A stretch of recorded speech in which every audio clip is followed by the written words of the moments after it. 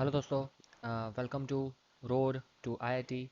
और आज से हम लोग स्टार्ट करने वाले हैं हमारा नया chapter, that is vectors and 3D geometry. ठीक है, तो आई होप सबने प्रैक्टिस करके आए होंगे और आज मेरे साथ आपको सॉल्व करना है। ठीक है, तो विदाउट वेस्टिंग अ टाइम चलिए आज का पहला क्वेश्चन देखते हैं। Okay, so this is our first question. पुराना आईआईटी जेईई में आया हुआ क्वेश्चन है। ठीक है, 1985 में। पुराना है लेकिन बहुत ही अच्छा है। डिटर्मिनेंट्स एंड फैक्टर्स दोनों का कॉम्बिनेशन ही है। क्या बोला है? If a B C A square B square C square one plus a cube one plus b cube one plus c cube is equal to zero and vectors are given a B c are non coplanar बोला है। ठीक है, then product a B C is equal to what. ठीक है, a B C की value find करनी है। तो पहले हमारा टास्क होना चाहिए कि ये जो डिटर्मिनेंट दिया है उसे हम थोड़ा सिंप्लीफाई करते हैं। ठीक है, चलिए, तो मैं क्या करता हूँ, एक नया पेज ले लेता हूँ और डिटर्मिनेंट को सिंप्लीफाई करने स्टार्ट कर देता हूँ। ओके, हमें क्या दिया हुआ है? हमें दिया है a B C A square B square C square one plus a cube one plus b cube one plus c cube is equals to zero. ठीक है, अब मैंने आपको डिटर्मिनेंट्स जो अभी हम पढ़ भी रहे हैं फुल कोर्स, उसमें मैंने प्रॉपर्टीज़ में भी बताया हुआ है कि जब इस तरह से है तब हम इसको दो डिटर्मिनेंट का एडिशन लिख सकते हैं, जहाँ एक डिटर्मिनेंट में वन वाली रो कॉलम आएगी, दूसरे में ये वाली कॉलम आएगी और बीच में प्लस आएगा। इस तरह से देखो, ये प्रॉपर्टीज सेपरेट करने वाली मैंने आपको बताई है। ए बी सी, एक A square B square C square one one one, then plus लिखने के बाद आ जाएगा मेरा ए बी सी। जो कॉलम सेम है वो सेम के सेम रहेंगे, दोनों में कॉमन रहेंगे। ठीक है, वो स्प्लिट नहीं हो रहा है। यहाँ पे आ जाएगा A cube B cube and C cube. ठीक है, ओके, इज इक्वल टू दिया है जीरो। चलो, कोई दिक्कत नहीं। अब इसको मैं फिर से लिख सकता हूँ क्या? आ, ये हो जाएगा मेरा, थोड़ा और सिंप्लीफाई करने के लिए। ठीक है, इसको मैं लिखता हूँ, एक्सचेंज कर देते हैं। ठीक है, वन को यहाँ ले जाते हैं, इसको यहाँ ले जाते हैं, मतलब C2 C3 को एक्सचेंज किया। ठीक है, एक बार एक्सचेंज करने से साइन नेगेटिव हो जाती है डिटर्मिनेंट की, लेकिन दो बार करने से साइन नहीं एक्सचेंज होती है। C2 C3 को एक्सचेंज किया और फिर कर लिया मैंने C1 C2 को। तो C2 C3 को पहला C2 C3 को एक्सचेंज किया। ठीक है, इन दोनों को एक्सचेंज किया तो ये यहाँ पे आ जाएगा ए स्क्वायर बी स्क्वायर सी स्क्वायर। ठीक है, और फिर यहाँ पे क्या था? One one one one. अब C2 C1 को भी एक्सचेंज किया तो ये यहाँ पे आ जाएगा one one one A B c. चलो, साइन सेम की सेम रहेंगे क्योंकि दो बार एक्सचेंज किया। क्यों किया अभी पता चल जाएगा। यहाँ से ए कॉमन, फर्स्ट रो में से ए कॉमन, सेकंड रो में से बी कॉमन, थर्ड रो में से सी कॉमन। अंदर क्या आ जाएगा बताओ? ये हो जाएगा one one one A B C, एक स्क्वायर बी स्क्वायर सी स्क्वायर। इसीलिए मैंने ये स्टेप्स किए थे। क्यों मैंने स्टेप्स किए? ये स्टेप्स मैंने, ये ऑपरेशंस क्यों किए मैंने? क्योंकि मुझे पता था कि यहाँ से ए बी सी कॉमन लेने पे इस तरह से सेम डिटर्मिनेंट बन रहा है। ठीक है, अब डिटर्मिनेंट दोनों में से कॉमन ले लूंगा तो अंदर बच जाएगा डिटर्मिनेंट इनटू यहाँ पे one plus A B C is equal to zero. ठीक है, ओके, एक और पेज ले लेता हूँ। तो डिटर्मिनेंट क्या है, ध्यान से देखो। डिटर्मिनेंट है मेरा one one one A B C A square B square C square into one plus A B C is equal to zero. अभी तक कोई भी ऐसा नहीं आया ये चीज़ कि जो वेक्टर के रिलेटेड हो। जब आएगा मैं कॉन्सेप्ट भी बताऊंगा। ठीक है, तो अभी ध्यान रखिए, अभी सिर्फ डिटर्मिनेंट चल रहा है। इसका मतलब कि चीज़ों का मल्टीप्लिकेशन जीरो है, तो इधर दिस जीरो और दिस जीरो। मतलब कि determinant of one one one A B C A square B square C square this zero और one plus A B C is equal to zero, ये दो conditions हो सकती है। अब आ रहा है वेक्टर वाला फंडा, ध्यान से समझना। ठीक है, कॉन्सेप्ट अभी आ रहा है तो कॉन्सेप्ट ध्यान से समझ लो तो आपको पता चल जाएगा। क्वेश्चन में आपको दिया हुआ है, ये रहा देखो, यहाँ पे दिया है क्वेश्चन में कि a is equal to one a square, b is equal to one b square and c is equal to one c square. ये हमें दिया हुआ है। ठीक है, और ये बोला गया है कि दे आर नॉन कोप्लानर। ठीक है, तो कोप्लानरिटी की कंडीशन क्या है? ठीक है, तीन चीजें कोप्लानर है वो हम कब कह सकते हैं, तो उसकी कंडीशन है वो आपको पता होनी चाहिए। Condition for three vectors to be coplanar, उसकी कंडीशन क्या है?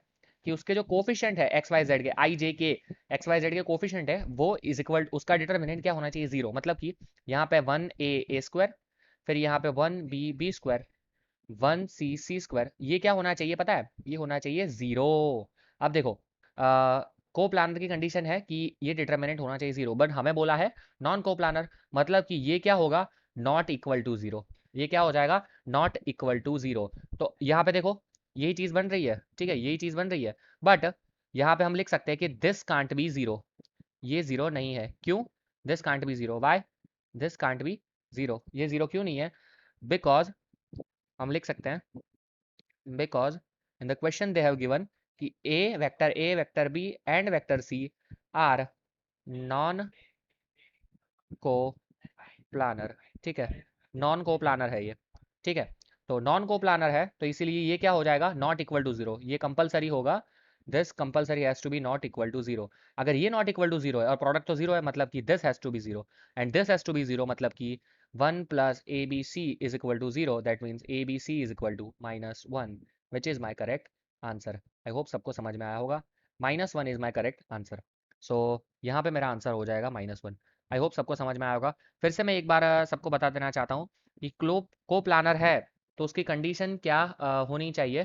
फिर से मैं बता दे रहा हूँ कि 3 प्लेन्स है हमारे पास, ठीक है।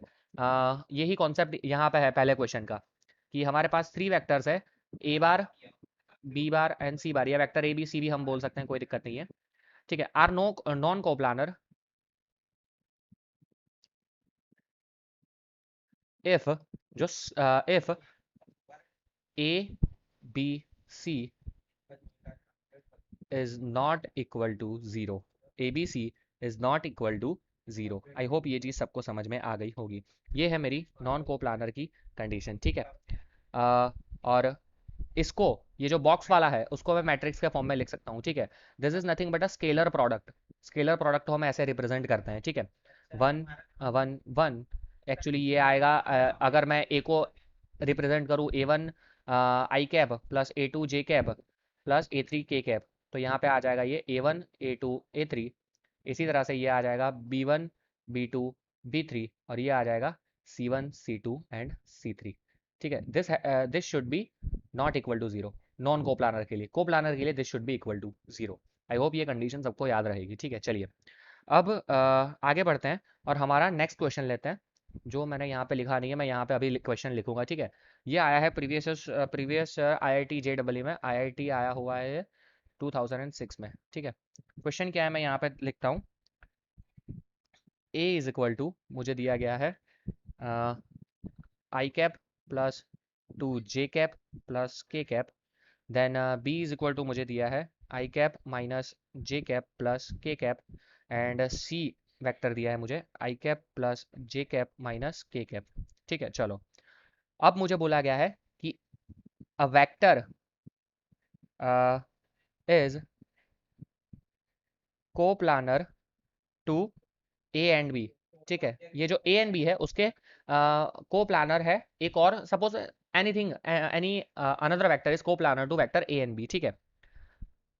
And it has a projection along C of magnitude 1/√3, ठीक है। Then the vector is dash. ये हमारा क्वेश्चन है, ठीक है। 3 वेक्टर दिए हैं, उसमें बोला गया है कि एक नया वेक्टर है जो ये 2 वेक्टर का है क्या बोलते हैं, को प्लानर है, इन 2 वेक्टर के साथ को प्लानर है, और तीसरे वेक्टर के साथ क्या है, उसका प्रोजेक्शन हमें मिलता है 1/√3, then that vector is what, ठीक है। अब ध्यान से समझना, इसमें भी कुछ कॉन्सेप्ट्स यहाँ पे यूज होंगे, वो पहले मैं बता दे रहा हूँ, फिर आगे जाके आगे मैं क्वेश्चन सॉल्व करता हूँ, ठीक है। पहले तो हमें बोला है कि 3 वेक्टर, दो सपोज के 3 वेक्टर है हमारे पास A B एंड C, ठीक है। A B and C। अब मुझे ऐसा करना है कि किसी भी एक को, किसी दो के वेक्टर को प्लानर के फॉर्म में, कि तीनों की तीनों को प्लानर है, किसी एक को दूसरे के को प्लानर के फॉर्म में रिप्रेजेंट करना है, तो उसे मैं कैसे कर पाऊंगा, उसे मैं इस तरह से लिख पाऊंगा। लेट्स से एक्चुअली ABC सही नहीं रहेगा, थोड़ा अच्छे से लिखते हैं, ठीक है। इसको मैं लिखता हूँ AB क्योंकि वेक्टर है, ठीक है। तो a b a c and a d, मतलब पॉइंट ए से 3 वेक्टर इस तरह से निकल रहे हैं, ठीक है। 3 वेक्टर इस तरह से निकल रहे हैं और तीनों सेम प्लेन में है, वो मुझे दिखाना है। तो मैं कैसे दिखा सकता हूँ कि a b should be equal to lambda a c plus mu a d, ठीक है। अब मैं यहाँ a b a c a d की वैल्यू पुट करूंगा, सिंप्लीफाई करूंगा, और अगर मुझे लैम्डा एंड म्यू की वैल्यू मिलती है, कुछ डिफरेंट वैल्यूज, यूनिक वैल्यूज, जिससे ये इक्वेशन सेटिस्फाई हो, तब मैं बोल सकता हूँ कि ये कोप्लानर है, ठीक है।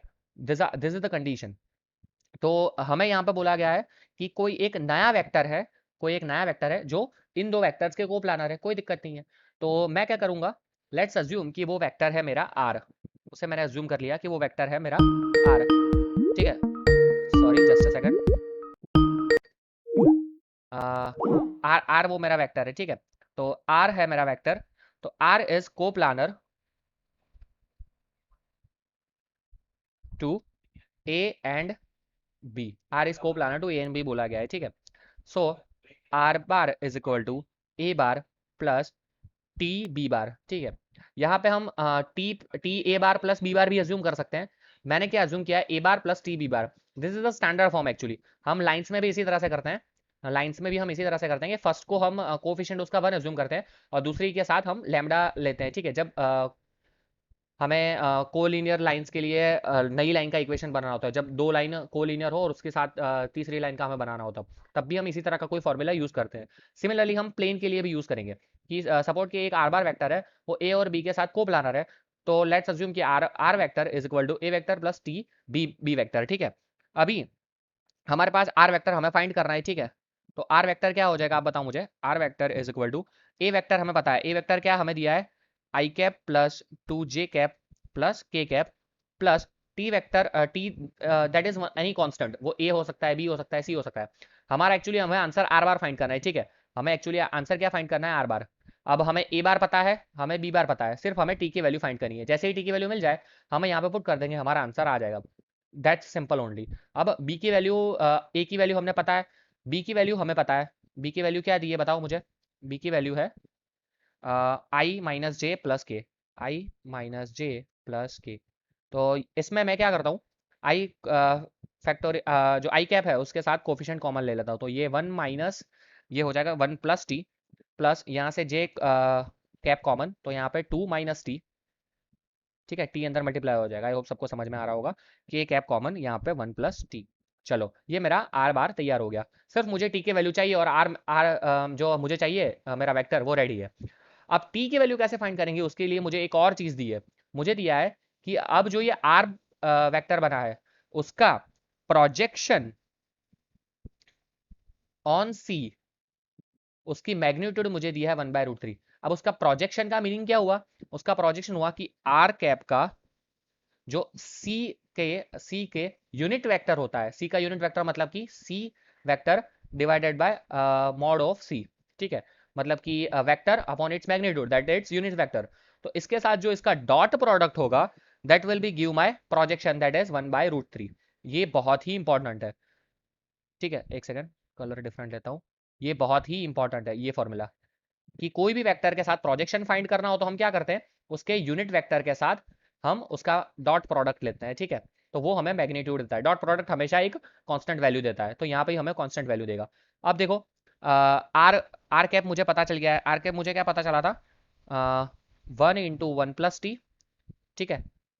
एक्चुअली यहाँ पे आ जाएगा, क्या था, आई आई था, आई cap into 1 + t plus j cap into 2 - t plus k cap into 1 + t, and with that dot product में आ जाएगा मेरा सी। सी क्या था बताओ, सी था आई प्लस जे माइनस के, आई प्लस जे माइनस के कैप, ठीक है। और डिवाइडेड बाय इसका मैग्नीट्यूड मतलब स्क्वायर रूट ऑफ 1 + 1 + 1। ये सबको पता होना चाहिए कि ए स्क्वायर, इसका कोफिशिएंट प्लस इसका कोफिशिएंट प्लस इसका कोफिशिएंट, उसका स्क्वायर और उसका एडिशन और फिर उसका स्क्वायर रूट, वो उसका हमें मैग्नीट्यूड देता है। तो ये हमें दे जाएगा 1/√3। अब देखो, ये भी √3 होगा, ये भी √3, तो ये दोनों कैंसिल हो जाएंगे।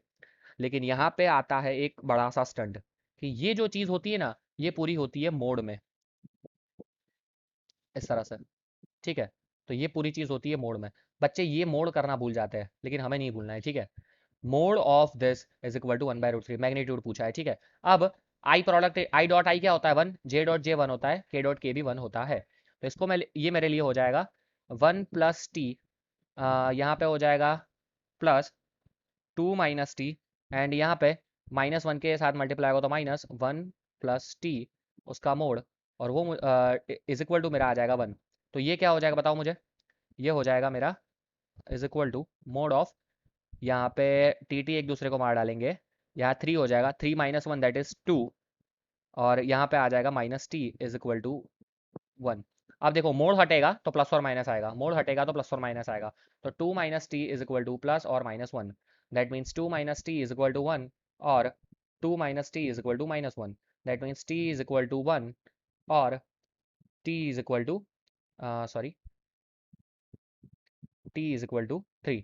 ये इस साइड आएगा तो t इज इक्वल टू 1 और t इज इक्वल टू 3। अब t की दो वैल्यू मिल गई है, तो लेट्स से कि नाउ लेट्स से कि if t is equal to 1, if t is equal to 1, तो मेरा आर कैप क्या, आर वेक्टर क्या हो जाएगा बताओ मुझे। यहाँ पे हम 1 पुट करते हैं, यहाँ पे 1 पुट करो, तो ये हो जाएगा 2 i cap plus j cap plus 2 k cap, 2 i cap plus j cap plus 2 k cap. और अगर हम t is equal to 3 put करते हैं तो ये हो जाएगा इसी तरह से 4 आई cap plus sorry minus j cap plus 4 के कैप, ठीक है। तो दिस टू आई मार आंसर, इसमें से जो भी ऑप्शन हमें दिया हो वो हमारा ऑप्शन सही हो जाएगा। आई होप ये भी क्वेश्चन सबको समझ में आया होगा, ठीक है। तो इसी तरह से ऐसा नहीं बोलूंगा कि बहुत ही ज़्यादा टफ थे, लेकिन हाँ अच्छे क्वेश्चंस थे। प्रीवियस आईडी जीडब्ल्यू क्वेश्चन है, धीरे धीरे हम जैसे लेक्चर आगे बढ़ेगा डिफिकल्टी लेवल इसका इंक्रीज होता जाएगा, ठीक है। तो क्या क्या हमने सीखा इस दोनों दोनों क्वेश्चन में, कि को प्लानर होने के लिए क्या कंडीशन है, पहले तो कि उसका जो स्केलर प्रोडक्ट है इस तरह से डिटर्मिनेंट के फॉर्म में जो हमने दर्शाया था कोफिशिएंट का डिटर्मिनेंट्स, वो क्या होना चाहिए, जीरो। को प्लानर है तो जीरो होगा, यहाँ पे नो को प्लानर था तो नॉट इक्वल टू जीरो होगा, ये हमने देखा। फिर कोई भी एक वेक्टर को, कोई भी एक वेक्टर को अगर ये तीनों वेक्टर को प्लानर बोल दिया है, तो किसी भी एक वेक्टर को हम किसी भी दो वेक्टर के एडिशन के फॉर्म में दर्शा सकते हैं, ठीक है। ये लैम्बडा और म्यू वैल्यू अगर हमें सिंप्लीफाई होता है, सेटिस्फाई होता है इक्वेशन, तो लैम्बडा और मी की वैल्यू हमें मिलेगी, यूनिक वैल्यूज मिलेंगी, ठीक है। और इससे हम बता सकते हैं कि हाँ a b is coplanar to a c and a d. अगर नहीं मिलती है तो हम बोलेंगे कि नहीं वो नहीं है, ठीक है। इसी का यूज करके हमने ये इक्वेशन जनरेट किया है, ठीक है। अब ये इक्वेशन जनरेट किया, हमें आर बार की इक्वेशन मिल गई थी, सिर्फ टी की वैल्यू चाहिए थी। तो हमने देखा कि भैया प्रोजेक्शन का भी दिया है, तो प्रोजेक्शन का ये फॉर्मूला हमने यूज किया यहाँ पे कि vector multiplication with unit vector that gives us it's projection, ठीक है। और इसको सिंप्लीफाई किया और हमें फाइनल आंसर मिल गया। आई होप ये क्वेश्चन सबको समझ में आया होगा। So guys this is it for this video. अगर वीडियो पसंद आया तो लाइक कर दीजिए, शेयर कर दीजिए, एंड कमेंट करना ना भूलिए, ठीक है। कोई भी दिक्कत हो तो कमेंट करिए। बहुत बच्चों की रिक्वेस्ट आ रही थी कि sir vectors and 3D geometry पढ़ाओ, तो अभी स्टार्ट कर दिया है, इस पे हम 4 से 5 लेक्चर आगे लेने वाले हैं। सो स्टे ट्यून, सब्सक्राइब कर दीजिए। चलिए मिलते हैं नेक्स्ट लेक्चर में, तब तक के लिए धन्यवाद।